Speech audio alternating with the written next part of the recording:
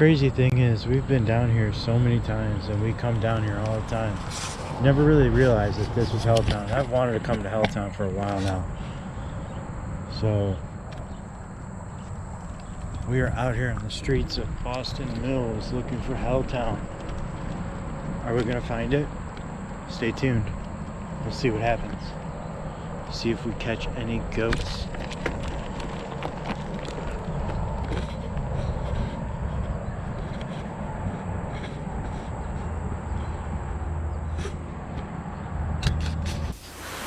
I want to take my house and make it a visitor center because they think it's so nice.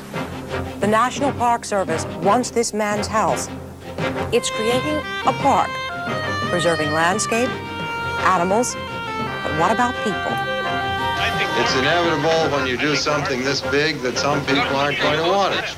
Tonight on Frontline, the policy and practices behind the making of a national park that was supposed to be for the good of all. It's my pleasure today to introduce to the fellow members of the Rotary Club of Shaker Heights the Superintendent of the Cuyahoga Valley, Mr. Bill Birdsell. Thank you, Bob. It's a real privilege to be up here today to tell our neighbors up here in the east side of Cleveland, the east side of Cuyahoga County, a little bit more about your national park, the national recreation area that's being developed down the Cuyahoga Valley. For Bill Birdsell, the opportunity to create what he liked to call a park for all people for all time was to be the peak of his career. Congress, the courts, the National Park Service, and a $35 million budget gave the superintendent almost unlimited power within the valley. Birdsell now set out to create his park with an ambitious program of land acquisitions. Now, for some strange reason, they need my house. The needs have changed. The first one was to put in a horse trail that ran through here down there. Now you can see, it would be an impossibility to put a horse trail down there. Well, once I pointed that out to them, all of a sudden it changed from that to when we took Birdsell's deposition, he wanted to bulldoze it because he wanted to preserve the open space. He wanted to add another couple of acres to the 30,000 acres of open space that they already had. The latest, and I think this just happened within the last month, or the last couple of months anyhow, that they now want to put it into some sort of a visitor center because they think it's so nice. They want to take my house and make it a visitor center. Well, when they first appraised it, there was two young fellas come out and said, "You're not a big-time farmer," so he says it's classified as a hobby. He said, "Well, that's the way it is. We want your property, and I don't like it." I says, "Just forget about the whole thing." And he said, "Well, we'll buy it right outright." Well, I didn't quite believe it myself at first. I really asked the lawyer, I said, "Well, suppose we just ignore the sons of bitches." And he said, "Well, you can't do that." I said, "Why not?" And he said, "Well, they'll send armed men and take it away from you." And Slowly but surely, boarded-up houses with government no trespassing signs became common sights in the valley. The U.S. National Park Service's program of acquisition was turning out to be far more extensive than anything Congress and the local people had ever imagined. Now, Congress had provided two ways for the Park Service to acquire property. If purchased outright, the owner would lose his house, but he still could choose to stay in it, in theory, for up to 25 years as a tenant of the government. This was called a fee title purchase. Many homeowners objected to becoming temporary tenants in a dying community.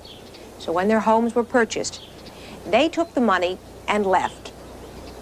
In the second form of acquisition, an owner could make a deal with the government. He could keep his house and become a part of the park if he promised not to make any changes to the property. This was known as a scenic easement. Scenic easement was cheaper than fee purchase. It would have preserved the community, and it was clearly what Congress had intended. The law said that fee title purchase should only be used in special circumstances. Despite this, Superintendent Birdsall admitted under oath in 1979 that more than 300 homes had been taken in fee. Only a few easements had been given. It's been very clear that throughout the entire thing, and I've attended the hearings for this park and have been here since its inception, and there was never any intent for a protection of a community in the sense within the park. The law is very clear. It says that we are to establish a national recreation area to meet the needs for urban recreation in this metropolitan area. And of course, you cannot do that and still protect everyone's interests who happen to live within a geographic area. KOK 731 Echo. 731, 3 Delta 12. I'll be out at a security check of the Rohack property on Myers Road.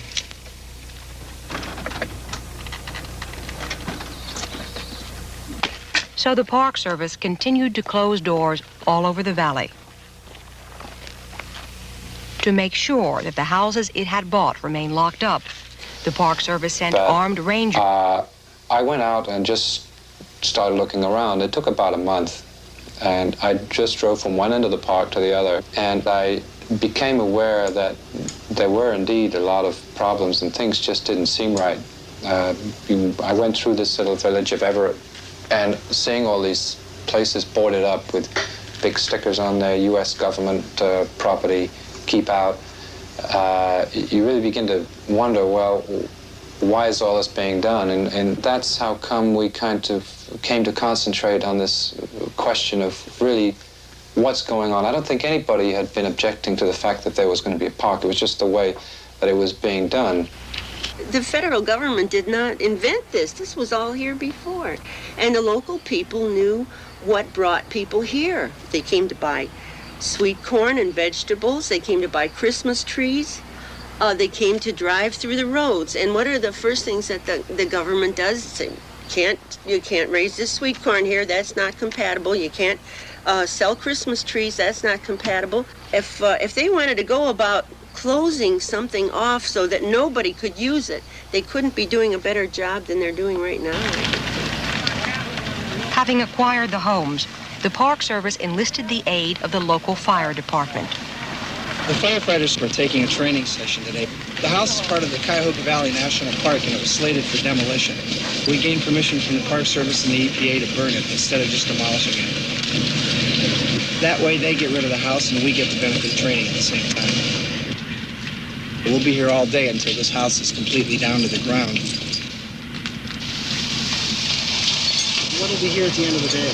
That slab, and this will be a slab too. That'll be all that's here.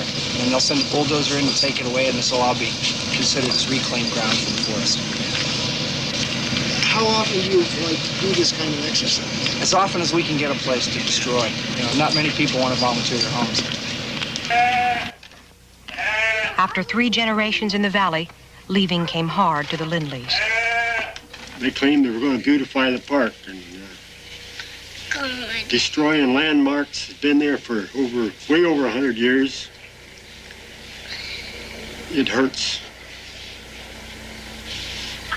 I spent a lot of hours, a lot of hard work, had them come along and tear it down. It was all you could take.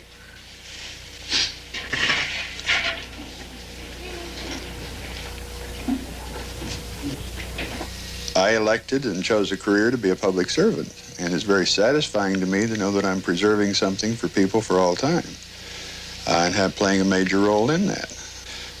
There's certainly no personal gain for me. I won't be here 25 years from now to enjoy the benefits of the park, but I get a great deal of satisfaction in knowing that it's something that is going to be here in perpetuity and a major project that's going to benefit the public forever. Birdsall was never to see his vision become a reality. His clashes with the public made him too controversial a figure. In Washington, the Park Service hierarchy decided to move him aside. It was a shattering blow for Bill Birdsall. 3 or 4 months after the series had appeared in the paper, Birdsall was reassigned. But Birdsall didn't leave the valley. He died, had a heart attack, and died as he was cleaning out his desk, I understand, in August.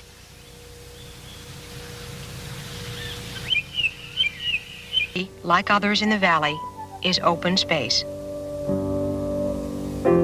Bob and Evelyn have purchased a new farm near Hudson, Ohio. They say they will never go back to the valley.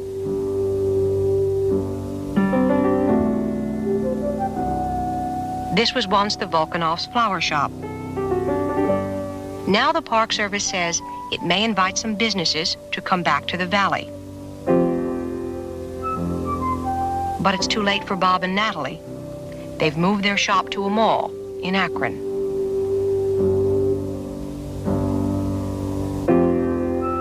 The Erdos home is one of those now owned by the government. It is still unclear how the Park Service plans to use it. So the family will build a new home, once again, from the ground up.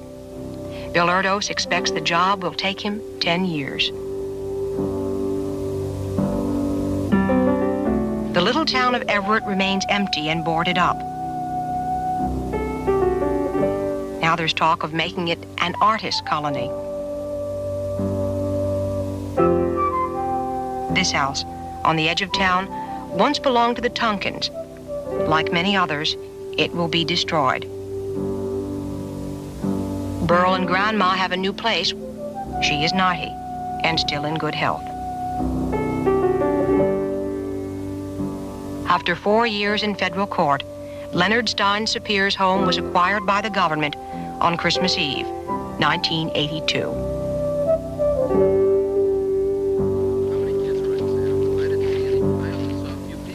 The family remains in its home, but their children are growing up in a dying community.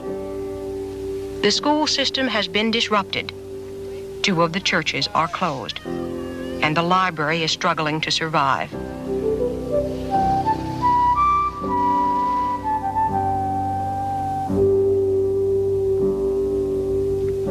Leonard continues to fight the government through a class action lawsuit that he intends to take to the Supreme Court.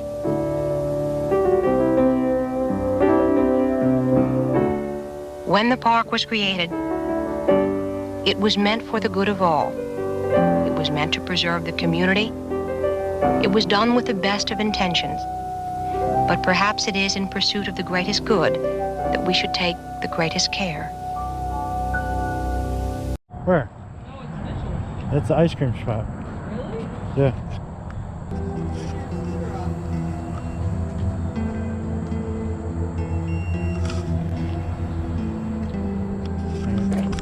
So we're here in Helltown. We're gonna find Helltown today. It's not too far from here. This was once Helltown. This was the gas station. Some of the remnants of Helltown are still here. This is the gas station.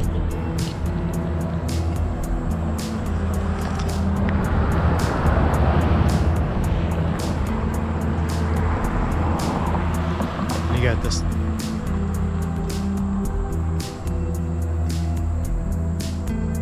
Yeah, this was downtown Helltown because you got the Stanford House right there, and that's what we're going to. Stanford House. These are original houses. There's a volunteer visitor center over here. Yeah, we're gonna find Helltown today.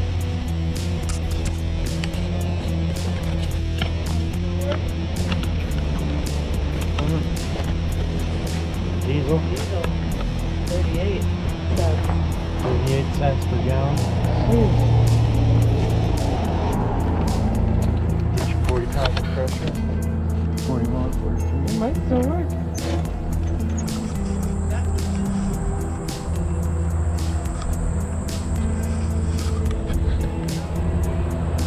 Got the old train station. These are some of the houses that were here. Probably the only remaining houses. I didn't realize that.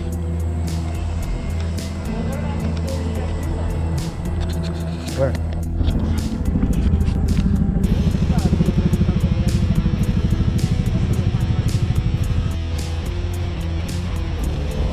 Floors.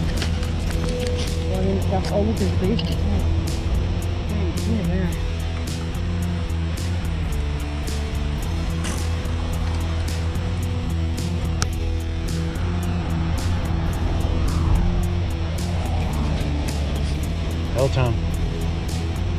We're gonna find it. Huh? Still over that back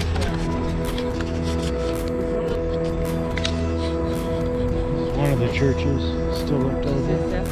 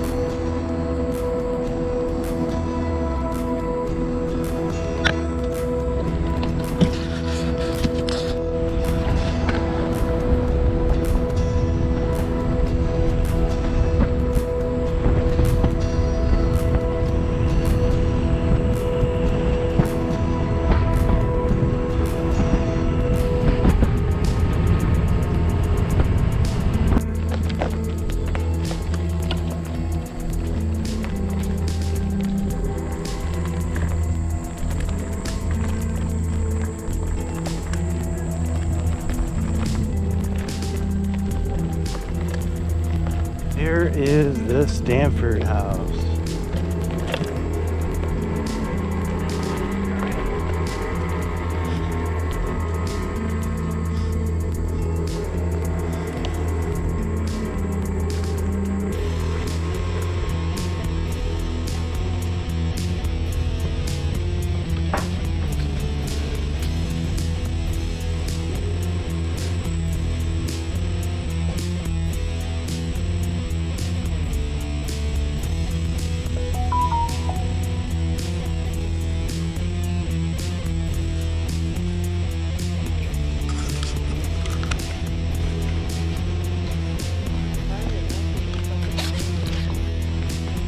Why is it so cut off like that? Here's the log cabin. We could probably get over there. Not without boots of some kind. They're doing construction On the trailhead. on the Stanford House trail. They're trying to hide Helltown by putting a giant trailhead at the end of this road where Helltown started. So we're waiting for the workers to leave.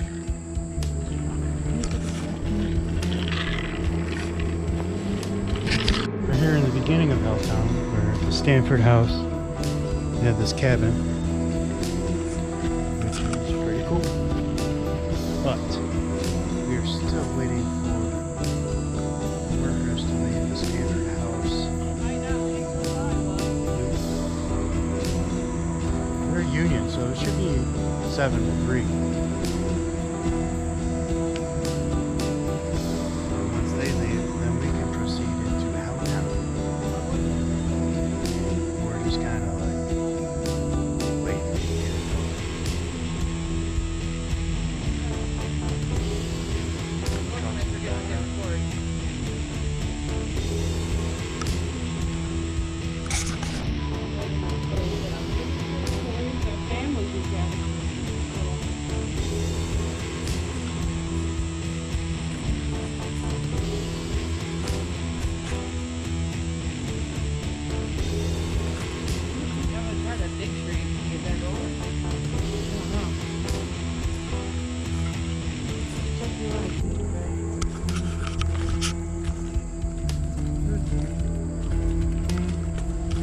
Veritable cabin in the woods.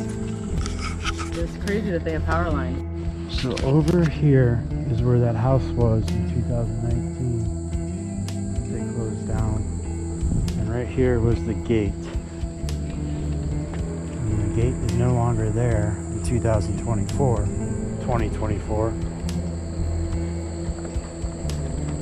Helltown this way.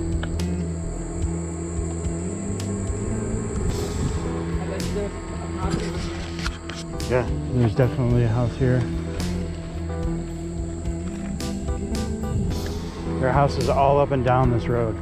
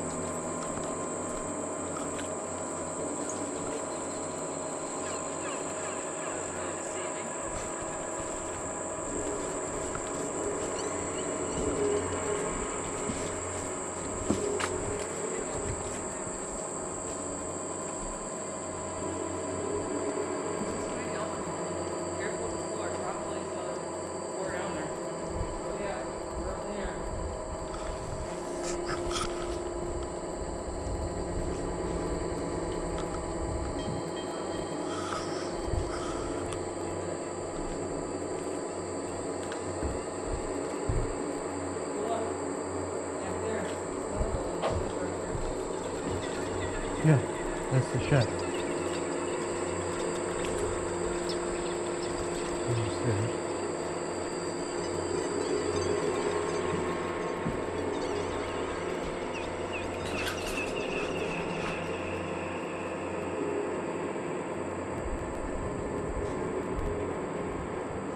Joe was a bitch.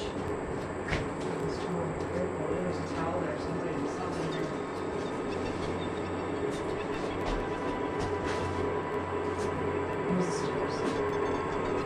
Oh, gee, that's nice. You got that on Facebook Live.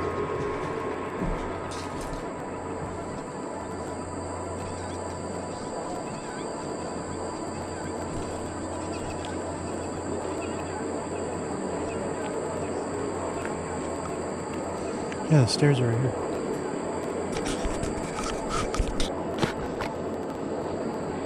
We're right here. Careful.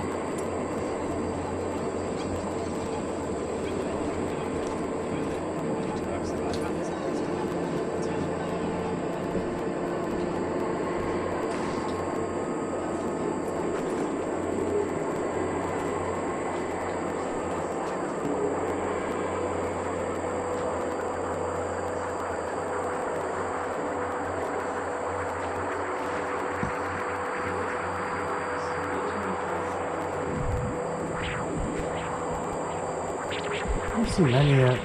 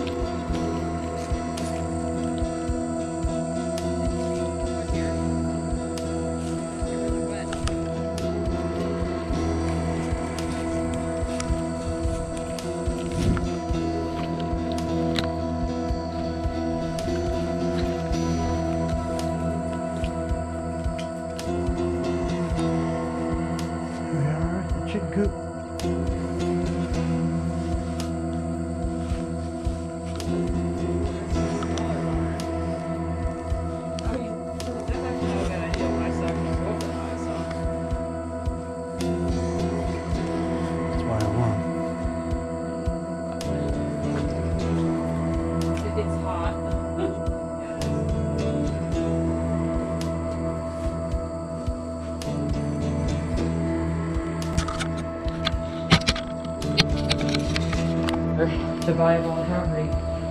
We're here in Helltown. The last remaining structures in Helltown. Chicken coop. There's lots of husks back there. Like, chicken coop. Yep. Chicken coop, slaughterhouse.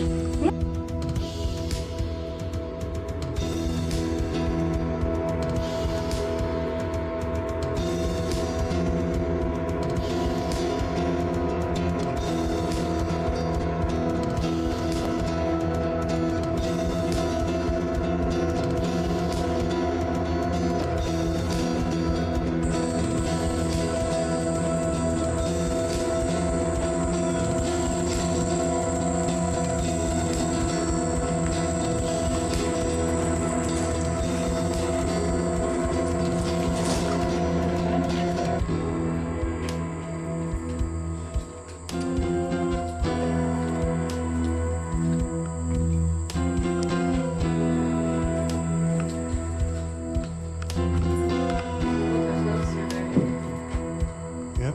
There's two of them. Again, we should have brought ourselves through.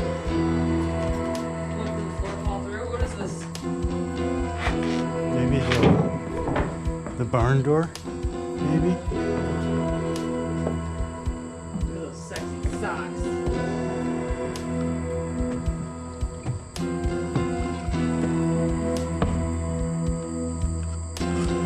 Peter Griffin was here. Yep.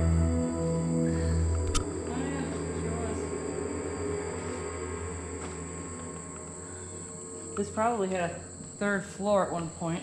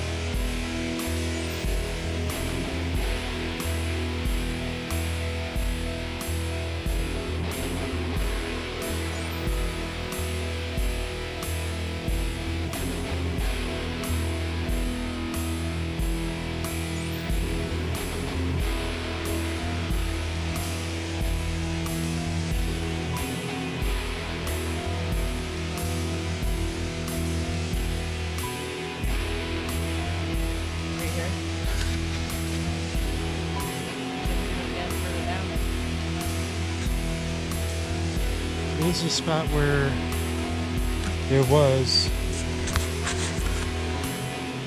a house over here. And a house over here with a garage over there, which is still on Google Maps.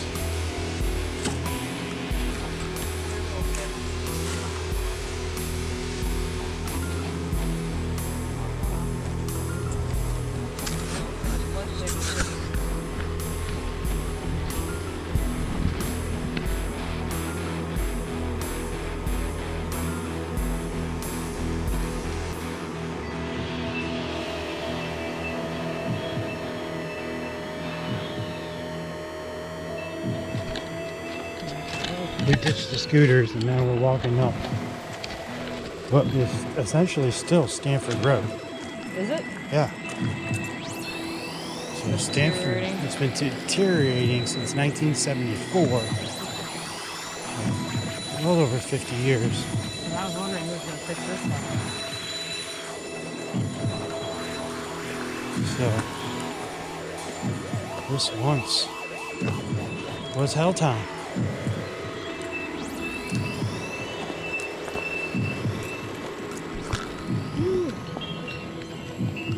Uphill go.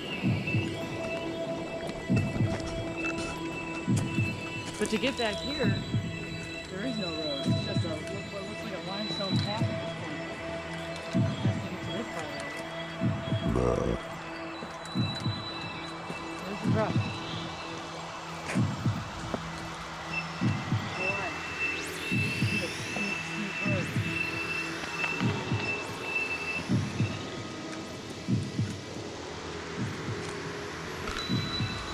This was the road.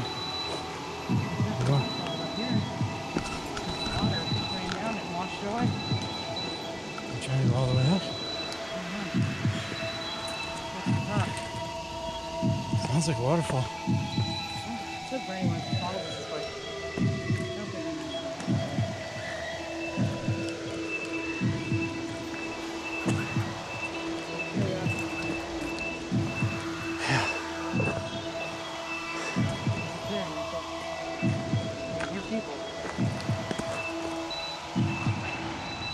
Cat. There's a trail right there. Let's go this way. This is insane. This was once a road.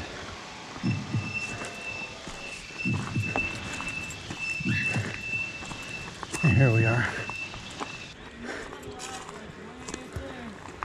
Walking.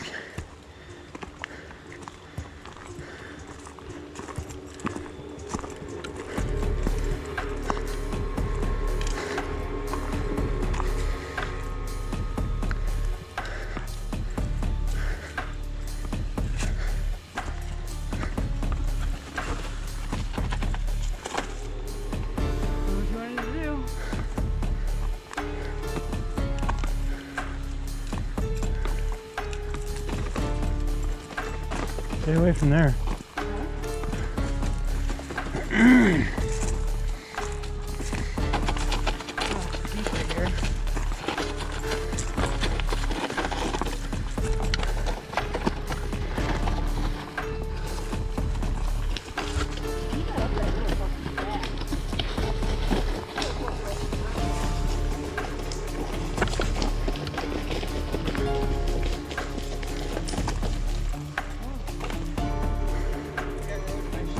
I bet.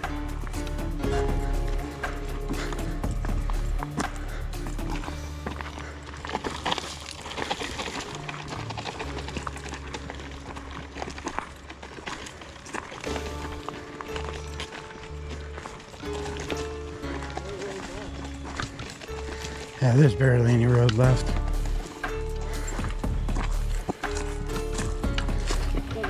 It was ever a road at some point.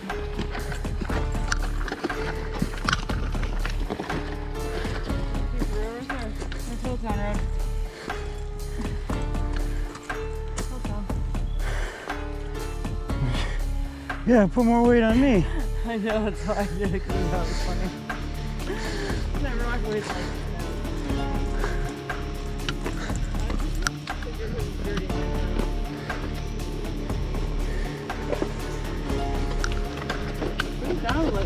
forward. That was your original idea. I get you in a rib. Handle. Yeah. Alright.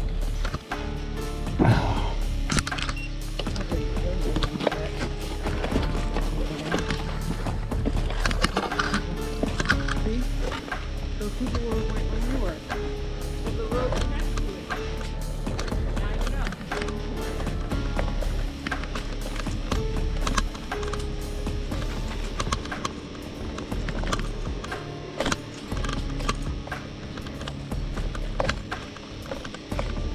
So now it uses the road as part of The trail.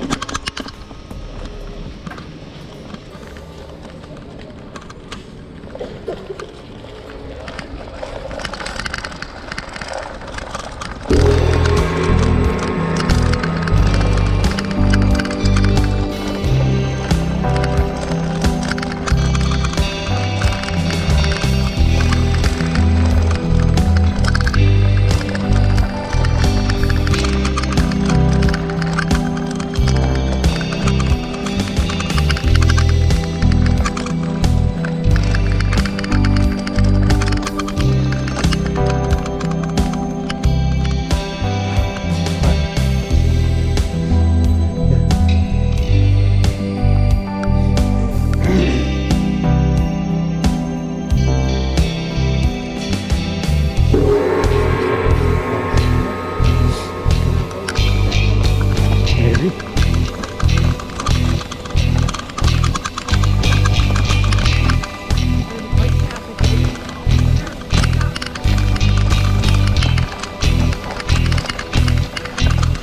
It doesn't connect.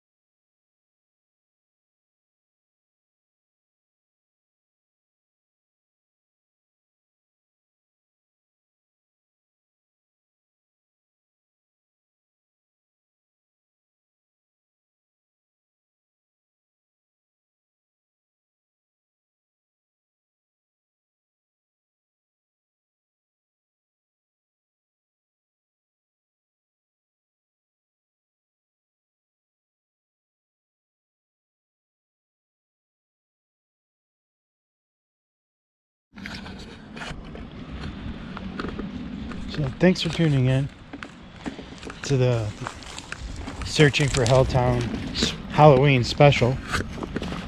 So let's ride shirts now available. Cop it before you cops you. Later. Available. T-shirts now available.